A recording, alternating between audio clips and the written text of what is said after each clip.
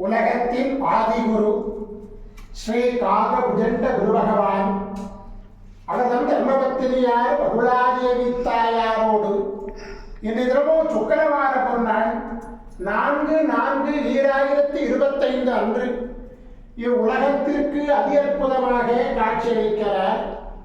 உலகாதி குருவே, உலகாதி குருரத்தினியே, உங்கள் இருவரையும் இந்த மனதார துதிக்கக்கூடிய அனைத்து குழந்தைகளுக்கும் கருணை கூர்ந்து பரிபூர்ண குருவருடைய ஆசீர்வாத நலன்களை அருள்புவீர் குருவே.